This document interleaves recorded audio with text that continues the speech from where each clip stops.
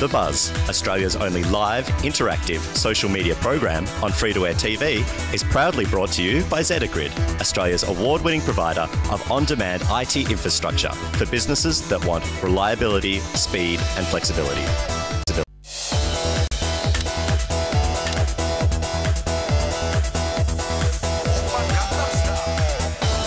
Actually haven't even opened the lid of my laptop.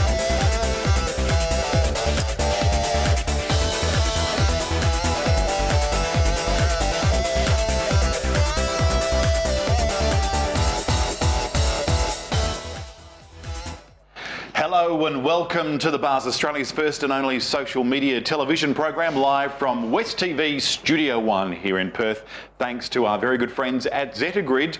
You may have noticed something different here on the front. I'm Jason Jordan and I've had a sex change. Jason Jordan, you are looking fabulous.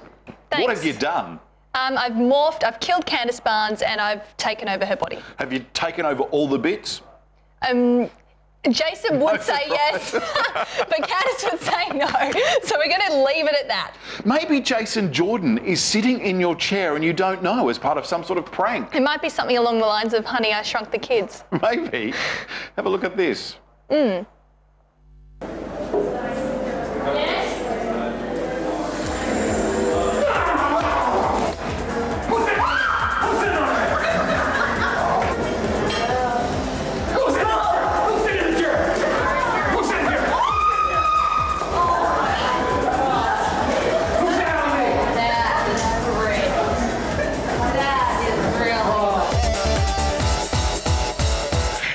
Now, how would you feel if Jason was to, whoa, there he is, pop out of the chair? I'd be a little freaked out, to be honest. I might be freaked out if he happens to do some kind of crazy If you're in a coffee shop or a restaurant, would you go, oh, that's funny, or would you like go, seriously, you scared the hell out of me? I don't know. I think it depends on what kind of mood you're in. If you're in a bit of a laughable mood, and I'm usually in a pretty laughable mood, I'd turn around and give whoever they are a hug. But if I've, you know... Probably depends. If somebody does that at a funeral, then you're kind of going, hey, that's not funny. Right. If I'm grieving, then you probably can expect not so much of a fantastic... If you had been maybe at Margaret Thatcher's funeral, you would have been very sad. Well, it's about to happen. She's passed away and they haven't buried her yet. She doesn't get a state funeral though, apparently. She doesn't want one. A ceremonial military funeral, so similar to what the Queen Mum had. Obviously, it's been one of the big trends in the last 24 hours. Yeah, love her or hate her. She passed away. It's controversial. And it's been interesting, some of the memes that have come up. Better safe than sorry, zombie, Thatcher. And one of the funniest ones was the hashtag that was used, which was now that Sher's dead. Well, now Thatcher is dead. I thought Sher was dead. Well, some people thought Terry Hatcher was dead as well, T. Hatcher. So, yeah, there are a few weirdos out there that... But a lot of kids don't know who Thatcher was, I guess, but maybe we forget that this was 30 years ago, so... She was the longest-serving Prime Minister of this century, is my understanding. Wow. Yeah, certainly the longest-serving peacetime Prime Minister. Yeah. I mean, her and Ronald Reagan were quite the duo during their time. They were really chummy, so you can probably expect a few members of the Reagan family to be heading on over to Old Blighty to attend whatever this service is going to be. But it has certainly been a big event, and it's been interesting to see the juxtaposition between what we've seen of people full of praise for Thatcher and what Thatcher was, and then the ding-dong, the witch is dead. Oh, people partying in the streets, and certainly that kind of reaction on social media as well. Twitter absolutely went into meltdown. Half love her, half hate her. I suppose that's the way she was in life, but I don't know. Do you kind of rein back a little bit when someone's met their demise? Look, I guess so. As somebody said, though, she did live a long and fruitful life. Had she died early and it was tragic, then maybe it would have been worse. But the fact she got to live a long time anyway, it's kind of... Stroke's a horrible way to go, though. Don't understand the meaning behind it. Now, Candice, another big story has been a fellow on Instagram called Paran. This bloke is an absolute joke. I mean, check out some of the photos. He's swimming in money. He's a self-styled, I don't know what, millionaire pimp daddy something. Self-styled douche is what he is. He's the internet's biggest douchebag, is some of the headlines I've been seeing. He's having photos with money, with mansions, with 2 pairs of jeans at one point. How many phones do you need? Well, I don't know. What do you think? Is he legit? Do we know where the money came from? Has he just got rich parents? Did he win the lotto? Well, is he some sort of child savant? He's all about 17, so I'm guessing the money's not his own. It's from his parents.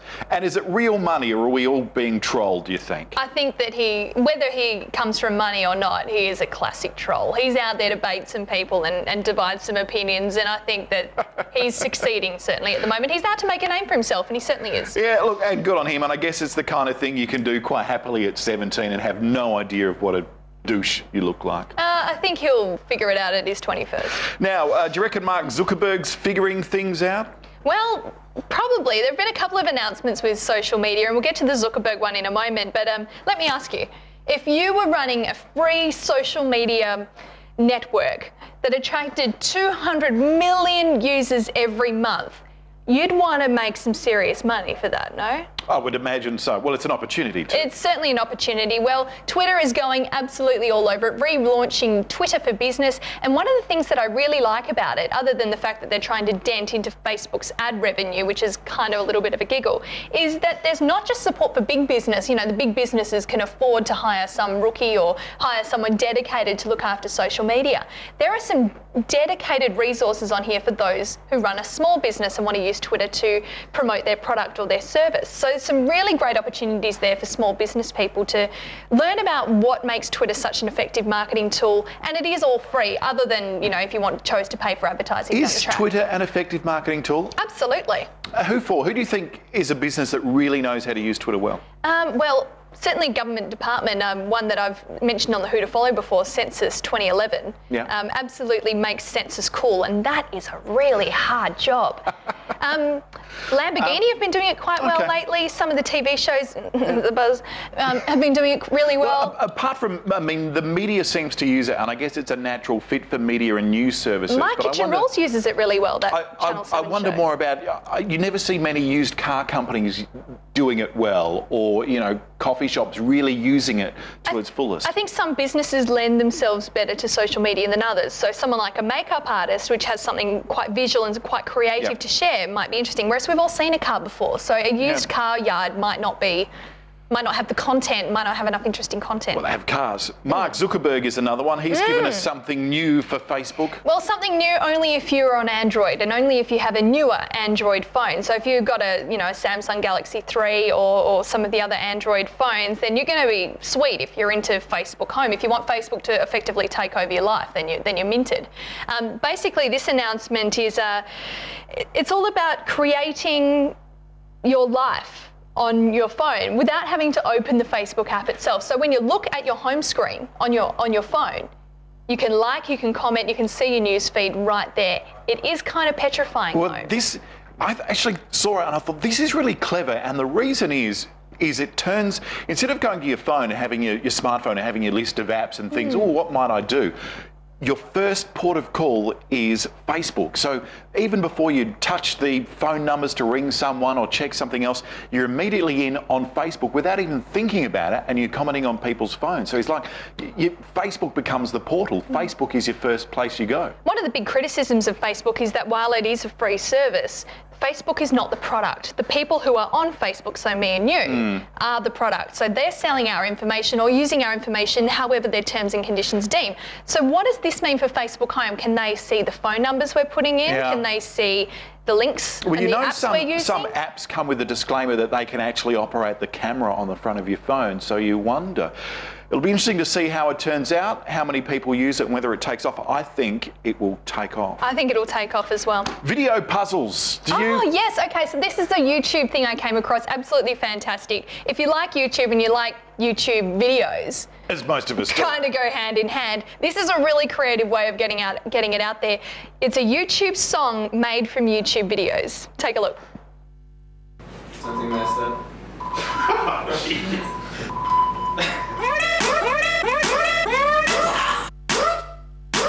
Why, hello, YouTube.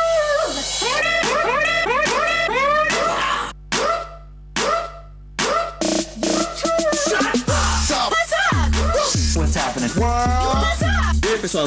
Raise. What's happening?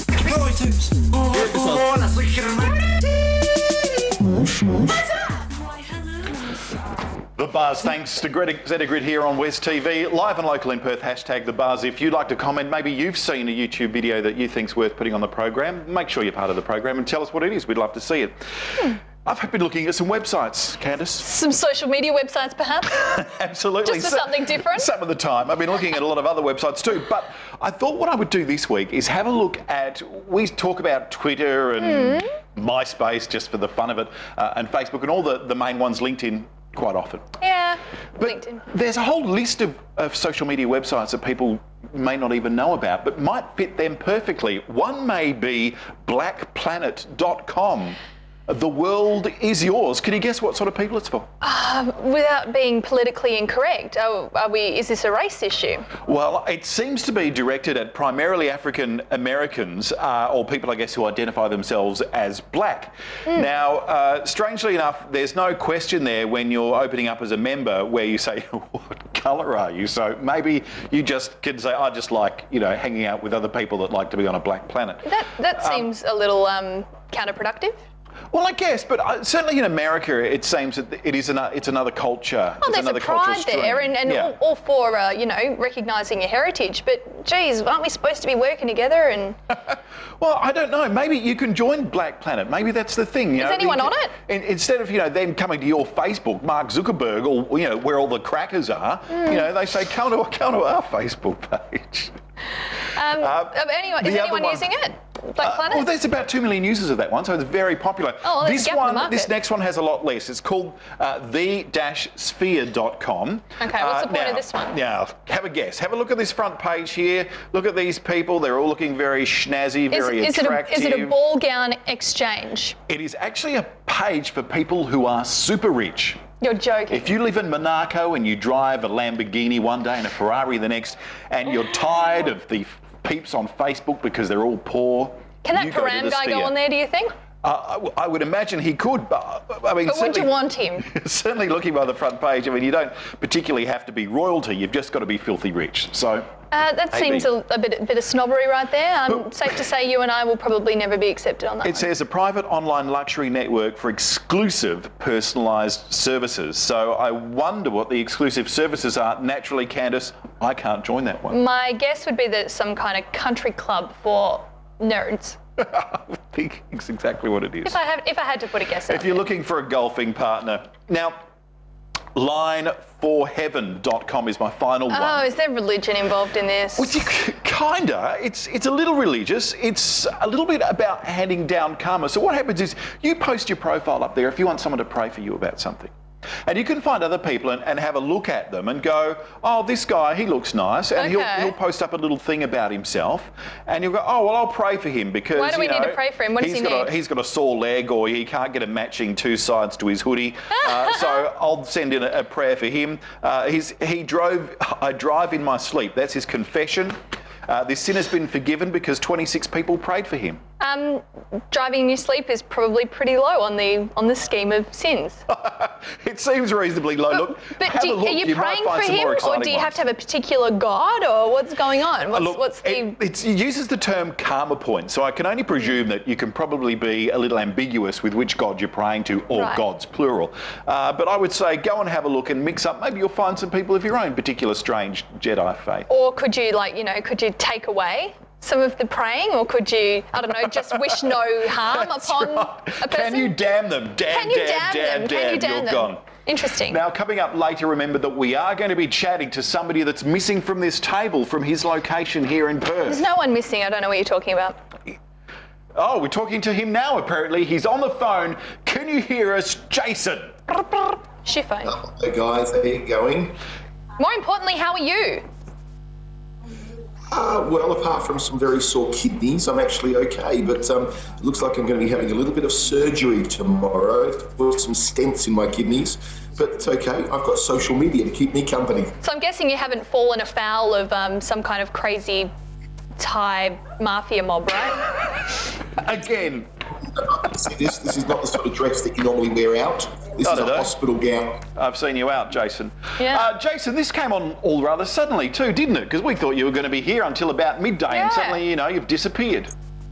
Yeah, pretty much thought the same thing as well. But even though I'm not in a whole lot of pain at the moment, they've done some tests and they've worked out that my kidneys might fail if I don't get this surgery done pretty damn soon. So these things happen. Well, way to put the show on a downer, Jace. Yeah. Thanks. Thanks, Jason. Well, we'll leave you there, but Godspeed. And I guess what we can do is I think you should go to that website. Light of heaven. Let's all pray or send good vibes. Have you got any sins you want to confess for us, Jason, Go quickly? for it. No, oh, he's gone. No, okay. he's gone. Attractive convicts. Yeah, even mean? speaking of Jace, he's not in prison, but he is in hospital. There is a new quick meme doing the rounds, and it's in the theme of the ridiculously photogenic marathon runner and the attractive people that do tend to pop up on these memes, is the attractive convict. Now, it's a mugshot. It's a 27-year-old Florida single mother of four who was arrested. Mother of four? Mother of four. Okay. Arrested for what they call DUI, so effectively drink driving over there in 2010. Now, it has taken a long time to to pop up. It's over the past couple of weeks we've really seen a trend, particularly on Reddit, where it first hit the big time. This poor woman has now been flooded with social media requests and even marriage proposals. And she's not happy with this? She doesn't like her newfound fame? Well, I think the kind of people who are going to be proposing to you over Twitter and Facebook probably aren't the kind of people you want to marry. And it's late at night and, oh, you want to marry me? That's an attractive bird. I'll marry her. Another thing that sort of sent Twitter into meltdown this week, other than the Margaret Thatcher thing last night, was a guy called Adam Orth who works for Microsoft Studios as their creative director. He was talking about always-on gaming. Do you have a really fast, stable internet connection? Yes. Do you think everyone ought to have it? Well, they should do. But if they don't, should they be discriminated against? No. Okay, that's basically the whole what we're talking about here. He's saying that the future of gaming is always on. It's always fantastic. It's always fast internet. Some of the gamers are saying, well, that's not going to happen in my lifetime. I want to play games anyway. So they've sent him lots of bad messages. And once we get our node-to-node broadband in, that'll change. But I can understand the annoying thing about that. He's closed his Twitter feed down now, so that probably isn't the end of the story, but it's ended up. When you were a kid, did you have a speech impediment? I did not, but in live television, sometimes that creates a speech impediment, doesn't it? Sometimes it's hard to get things out, especially if you're talking about something big, like a dream. Have you ever had a dream that you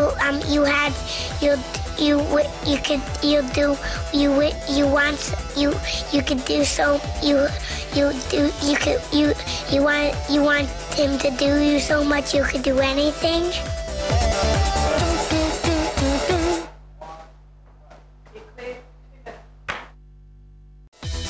The Buzz, Australia's only live, interactive social media program on free-to-air TV, is proudly brought to you by z03e, Australia's award-winning provider of on-demand IT infrastructure for businesses that want reliability, speed and flexibility.